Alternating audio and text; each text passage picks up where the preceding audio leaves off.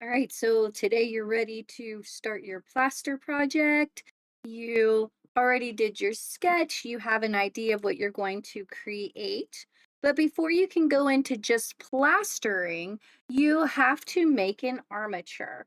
So, what is an armature? An armature is basically the thing that is going to hold all your plaster together to create what you want to create. So, I am actually doing a paint palette and a tube of paint.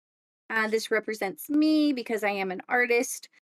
So, this is what I'm choosing to do. I have my reference photos. You can see right here, I'm using these as these as my references to cut this out.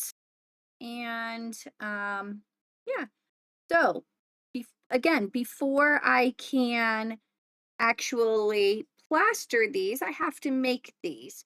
So, what are some ways that we can make this? Well, we can use foam like I used for this. We can use cardboard like I used for the paint palette.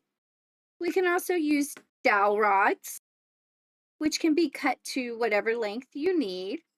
We can also use wire, which can be manipulated. Now, if you're using things like wire, you're going to need basic tools like pliers and wire cutters. The pliers will help, obviously, bend your wire in whatever shape that it is that you might need it to be. And it's a little bit easier than sitting there trying to hurt your fingers to do that. So, your wire cutters are a great, useful tool that will help you get whatever it is that you need into a shape.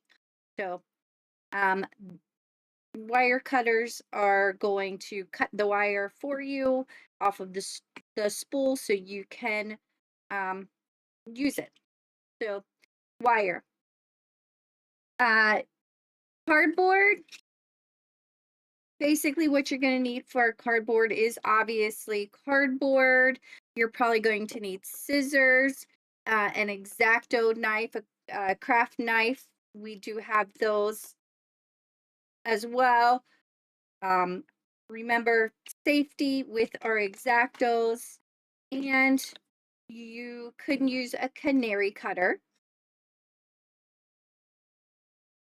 and a cutting mat. We have larger mats in the classroom, but this is just an example of a cutting mat. So the first thing I did was I just used a pencil. I looked at my reference. I sketched out what I wanted it to be, and then I used my scissors because this is a thinner cardboard to actually cut the outside. If you're using a thicker cardboard, you're going to want to use the um, the canary cutter or the exacto knife. Now, with the canary cutter, uh, they are not very sharp. If you try really hard to cut yourself with it, you can. So, you still want to be very careful with it. The knife or the exacto, if you want to call it, those are definitely much sharper. They are blades, so you never want to put your fingers near the blades. And I actually used the this and this to cut out the center hole.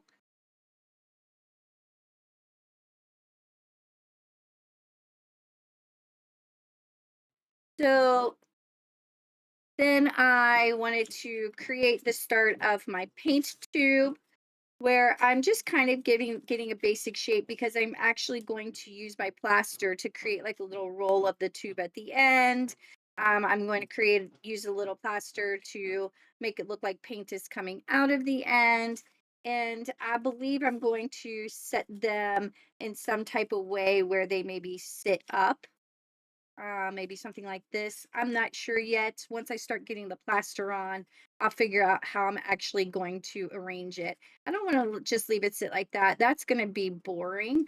So I want to do something a little bit more extraordinary. So um, here you can see a demo of me using the um, foam cutting tools. Please be very careful with these tools. They get very hot. Never touch the rod. Make sure you never set this on plastic or on the table. It is always on the stand. So that is a good idea of the basic things that you can use to create your armature with. Again, this is my armature. And now I'm going to start plastering it. Okay, so here's a little demonstration of me using the X-Acto knife like I showed you a minute ago. Just be very careful when you are using an X-Acto that you are always cutting away from you. You have your fingers away from the blade at all times, and you're do not have the X-Acto knife turned towards your body. We don't want it to slip and accidentally stab yourself in your fingers or your chest or anything like that. So always make sure that you are cutting away from you as much as possible.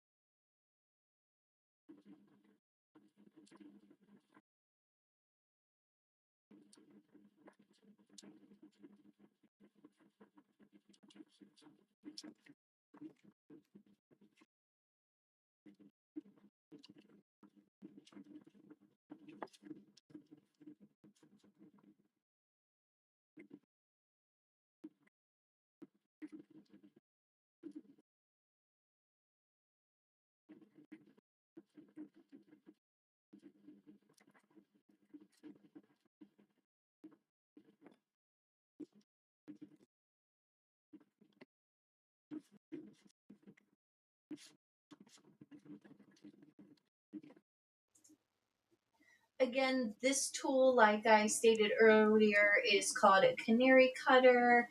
It is specifically designed to cut cardboard. It will cut a thin sheet like this, or it can also cut a larger corrugated type of cardboard. Just be very careful with it. Again, it really will not cut your skin unless you really try to cut. It is probably one of the safest cutting tools that we have here in the art room. But still, you want to use safety as much as possible, and it works like a knife where you move it back and forth like you are cutting with a knife. Okay, so this type of tool actually is used for cutting foam, and we only want to use it for cutting foam. This is a heated tool, and there are a couple different styles of this type of tool. There's ones that have wire on them that can slice through a piece of foam from the side. And then you see the other example where it is a rod type that can slice as well. You just want to be very careful with these. And also, like I said earlier, make sure that when you set them down that you are putting them onto the actual metal holder and not onto the table. These kits come with a lot of different sizes of tools and are very, very fun to work with as long as you work with them and not against them. When you are working with them, you want to allow the heat to actually melt the foam away and not pull the tool through the foam really fast.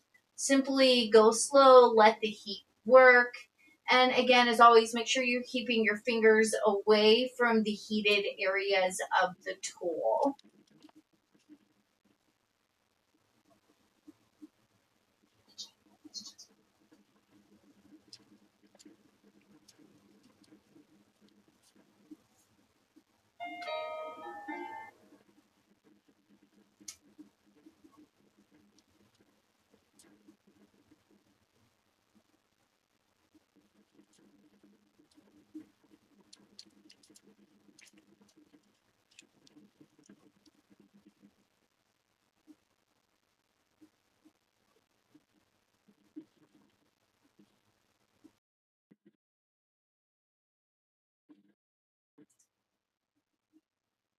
One thing you can do when you are done using the heated foam cutter, you can use scissors to trim up small edges and areas that might need a little bit more manicuring.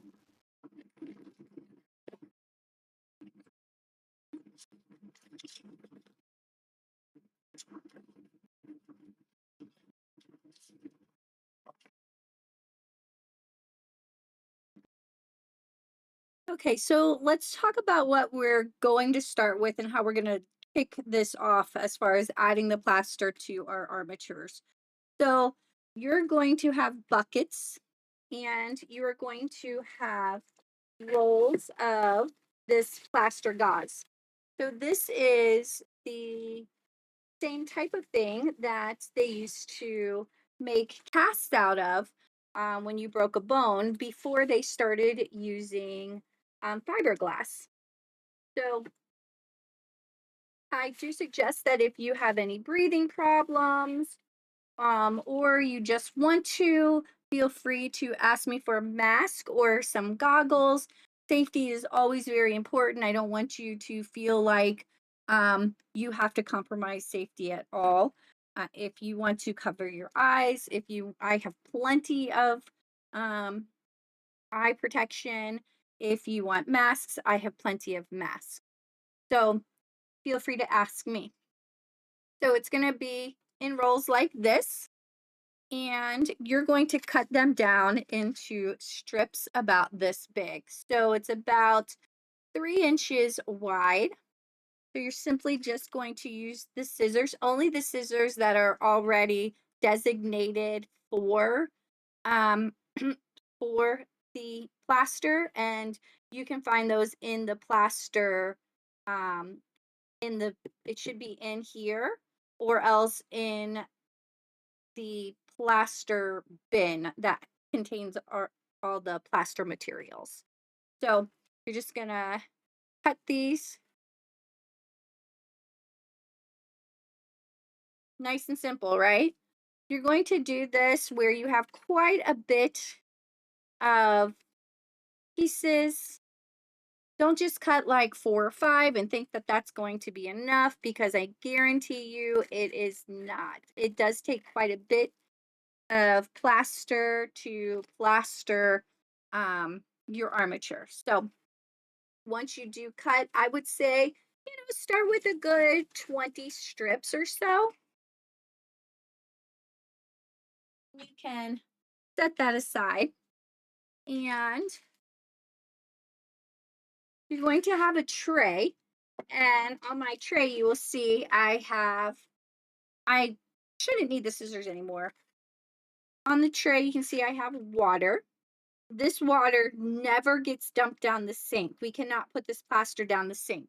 So what is going to happen is we're actually going to hold on to this water until we are completely finished with it, and then we will go dump it outside. If we need to add more water to it, just add more water, but leave the little bits that gather in the bottom of it in the bottom of it. Never ever dump this down the sink. It will clog up the drain very quickly. All right, and then I have my pieces of plaster here that I have cut. I have my armature. So I'm just going to show you now. I'm telling you now that I don't want you to make a gun. However, these are pieces of a larger project that I made. and was based on veteran suicide. So the gun fit into the concept that I was creating. So this is a was made in plaster and then painted. I used foam. I cut out foam for the underneath of it, plastered it, and then painted it. So this is an idea. Once your plaster dries, it's solid. So once it's dried, you can't actually like manipulate it anymore. The only thing you can do to it at that point would be to finish it, paint it. Right. So that is, I wanted just to show you the um, a finished product because I'm not going to make you sit through me creating this whole thing. I just want to give you the basics. So I have basic design of my paint palette and my paint. Now I need to take the strips one at a time. And if you cut these too thin, they're just going to kind of ball up and they're going to be very hard to work with, which is why I say like 3 inches wide is really good. So you're going to dip it in your water. This does get messy, so I suggest that you wear one of the plaster aprons. So I dipped it in the water and I'm kind of just running my finger over it, trying to keep it straight, but also just get that plaster working and get off any extra water that is on there that I don't necessarily need. Especially when I'm using cardboard, I don't want to get a extra water on the cardboard because it's just going to make the cardboard fold up as it's drying. So then I'm literally going to take my plaster and I'm going to start layering it over my armature. Now, see here how there's a lot of holes. It's this moving of the plaster within the plaster gauze that really gets the plaster activated, gets it working. You really don't want to see a lot of holes. It's also, if you have a lot of holes in there, then that's just creating extra texture that you probably don't want in your piece. So you're just going to layer it. I'm going to flip it over. I'm going to lay this side down.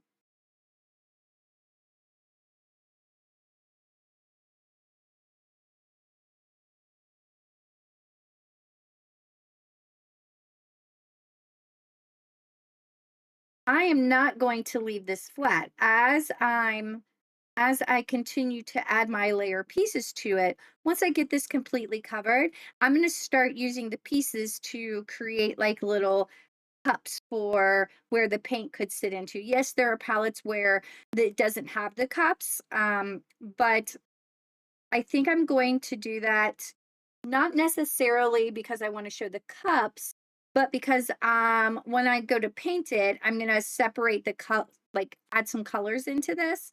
And I really want each color to kind of be defined in its own area. So I'm going to give the illusion of cups in this. So I'm just going to continue to do this over and over and over again.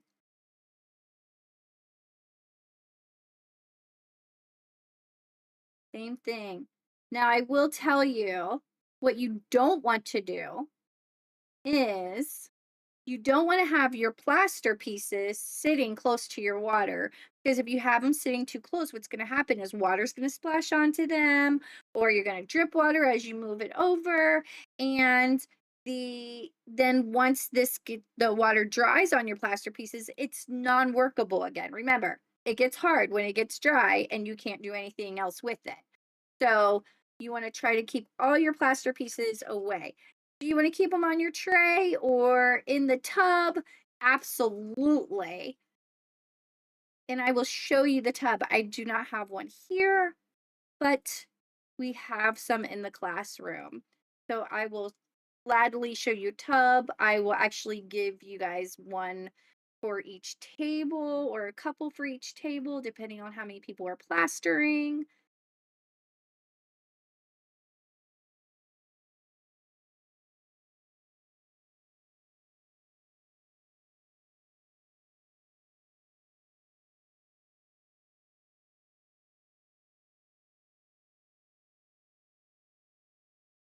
Now you will notice that I am layering the plaster. I don't want to do just one layer of plaster. I want to go over the top and I want to think about all sides. Like I want this side to look just as nice as the other side does. Because I don't necessarily know if this is the front, the top or the bottom yet. So you may know on your piece, but this is a sculpture, meaning we're looking at it from all sides. So we want all sides to look very well. However, if you notice, I just overlap this over the top of this one, and that is great. We want to overlap our plaster um, pieces so that we get a nice, good coverage on our armature. All right, I'm going to continue working on this and I will be back.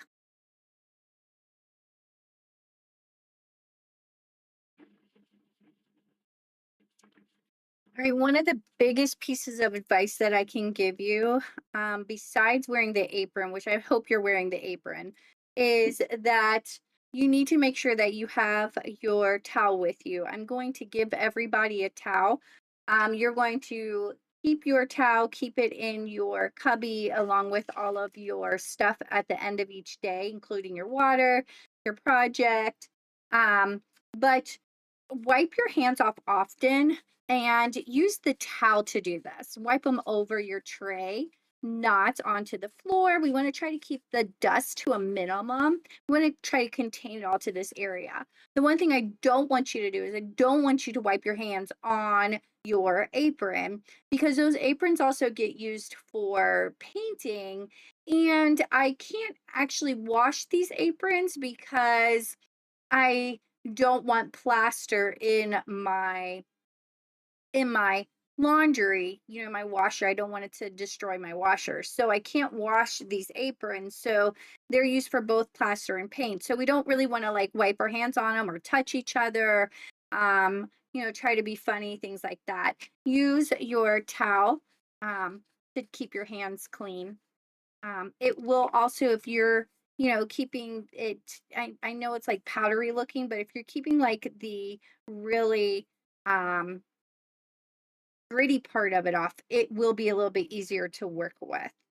So I am almost done covering this completely. And I'm just going to put a couple more layers on it to make it nice and smooth looking. And then I'll be back. All right, so I am almost done with the palette itself.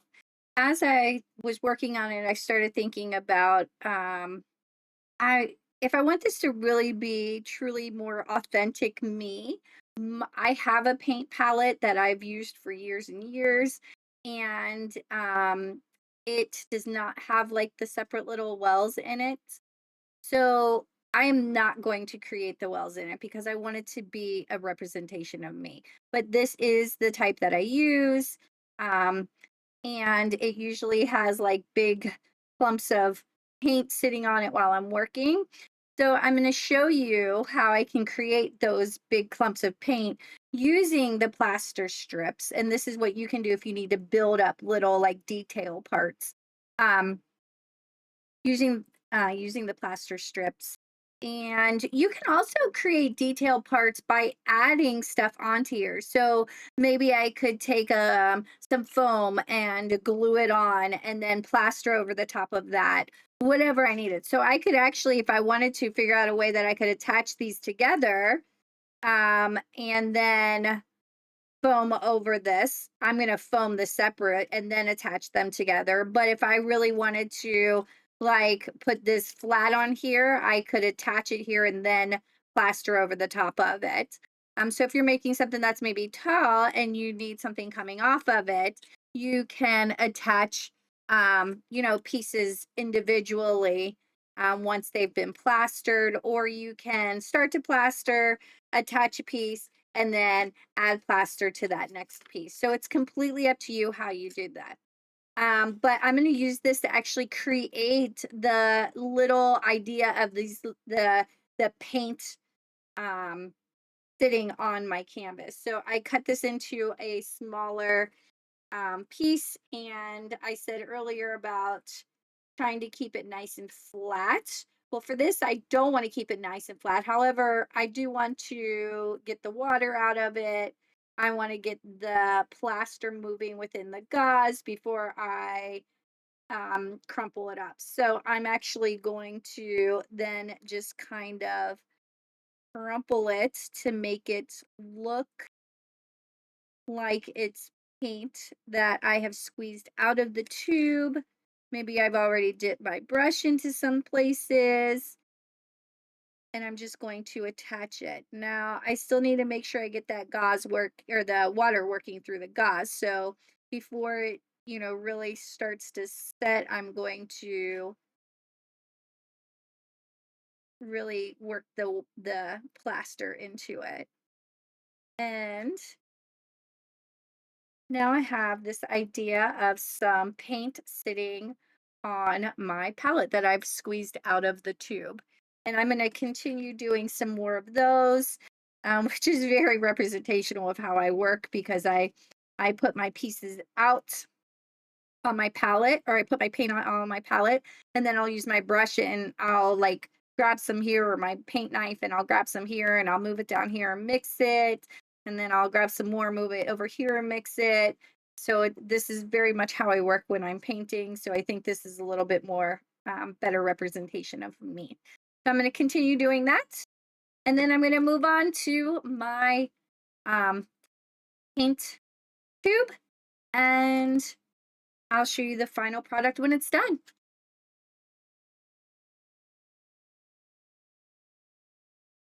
Okay, so here is my final completed piece. I did decide to go ahead and make a paintbrush to add to it, which is fine. Sometimes our ideas change.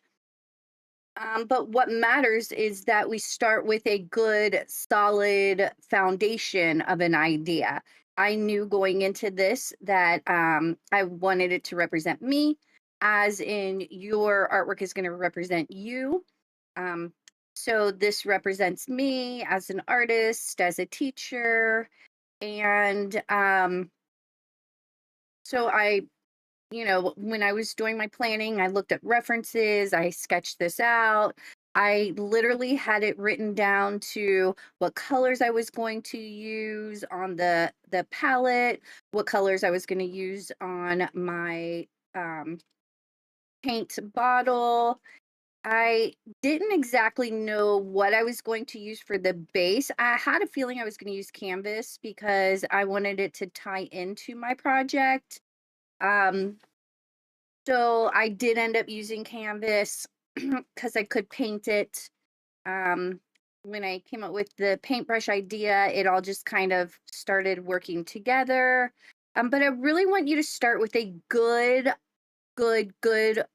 planned out sketch. In your sketch, I want you to draw out all of your elements, even if you don't know exactly where they're going to place.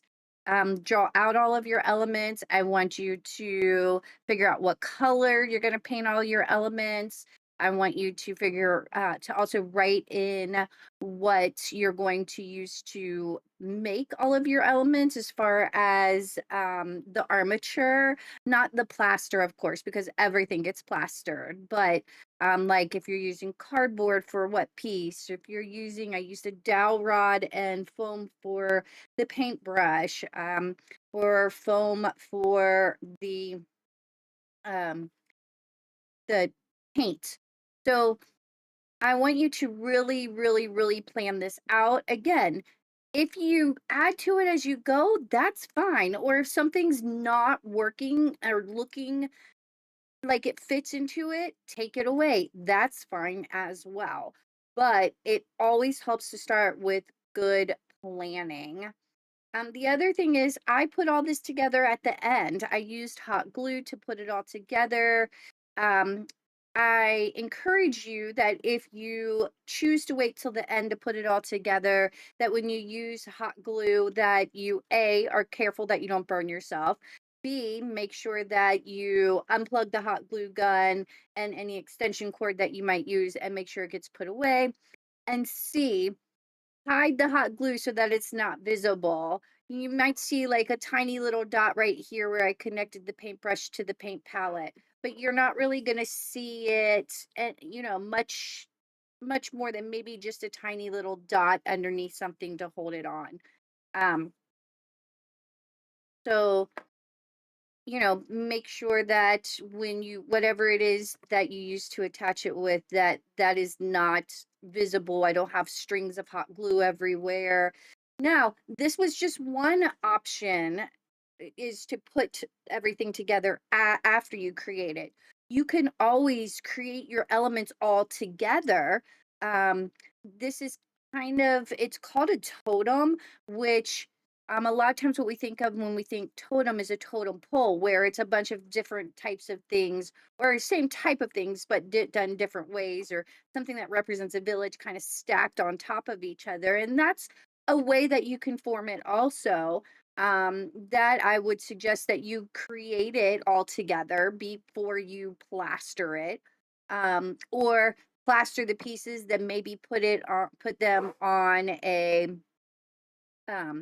on a dowel rod to hold them all together. Consider your base. I do have some smaller pieces of wood. I have a little bit bigger pieces of a really thin wood. We do have canvas, but make it make sense. Okay, so if you're going to use a canvas, why are you using a canvas? Does it fit into what you're creating? How are you going to decorate the canvas? We don't want to leave it just plain white. Um, if you're doing grass, can you paint it green and make it look like there's grass growing up out of it? So different things for you to really consider before you get into the project. So this is all the steps that you should consider in your planning, and what I want to see in your planning pages. Um, you should have probably two sketchbook pages. One should be all the sketches of all the elements that are going into it, maybe some words that define you and how you got to what you're putting into it. And then a second page talking about like what colors things are going to be, what materials you're going to use for your armature, how you're going to assemble it. A really good thought out plan. You're going to turn that plan, along with the notes that you took from this video, into Spartan Link. So make sure you take pictures of the notes. Um, Also, if you used any reference photos for your drawings, you're going to include those. So notes, sketches, references all get uploaded to Spartan Link. Plaster project planning. All right. Have fun.